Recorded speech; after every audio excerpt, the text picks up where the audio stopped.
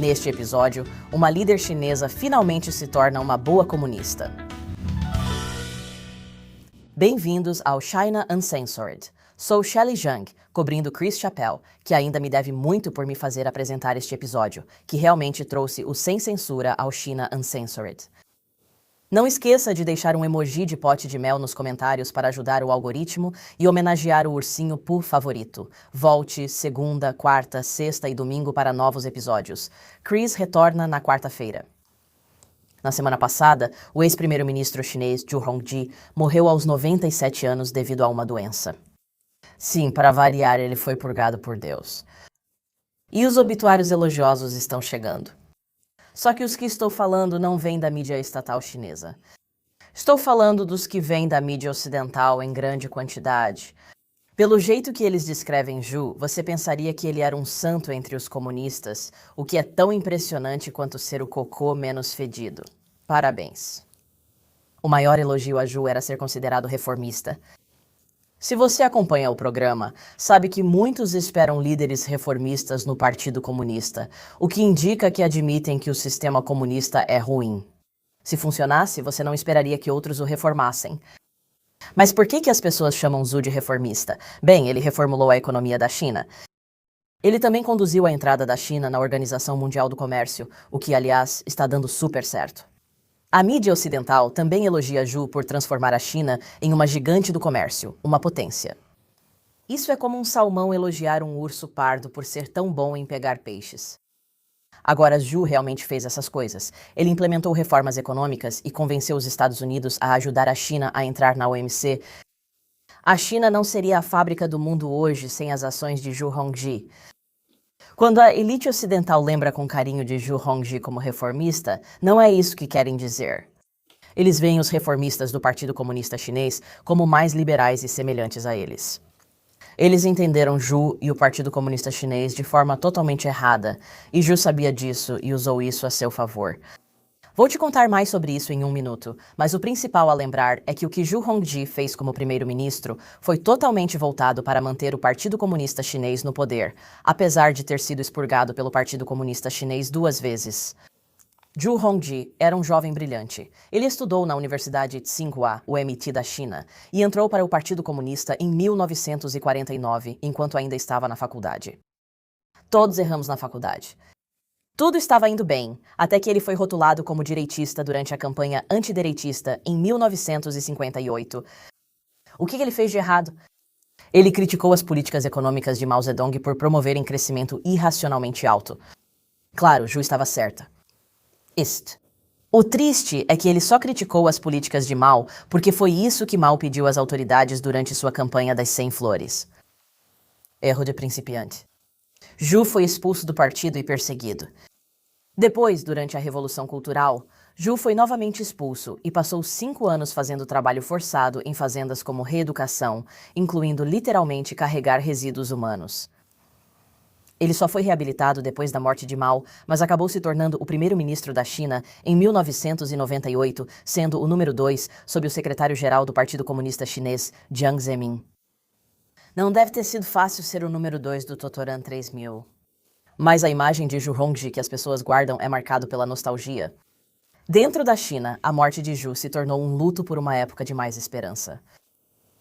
As pessoas não podem criticar Xi Jinping, então demonstram insatisfação elogiando Zhu. A economia da China está ruim atualmente, por isso muitos veem os anos 90 como uma época de oportunidades.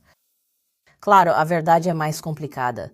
As reformas de mercado de Zhu criaram mais oportunidades, mas dezenas de milhões perderam empregos em fábricas estatais e muitos não conseguiram se recolocar. Muitas políticas de Zhu prejudicaram as áreas rurais, o que foi grave, já que 80% dos chineses viviam no campo. O esquema de impostos dele aumentou a arrecadação do governo central, mas deixou os governos locais correndo atrás de receita. Eles venderam terras para incorporadoras, gerando corrupção, despejos forçados e, por fim, a crise imobiliária atual. Então, isso é uma faca de 2 gumes. E no Ocidente, algumas pessoas também veem o passado com uma nostalgia exagerada.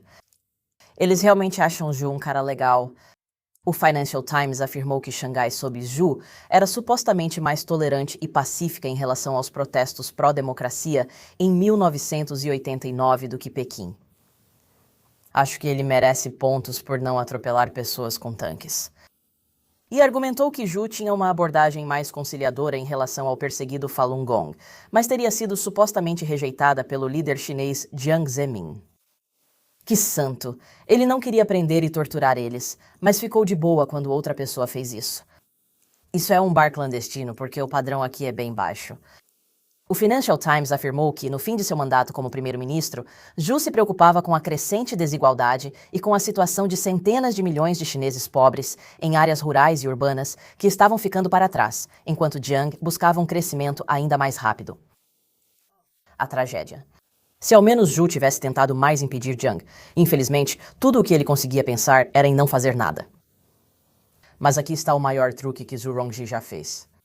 Zhu era uma encarregada dos bárbaros de primeira, termo para a funcionária do Partido Comunista Chinês que lida com estrangeiros.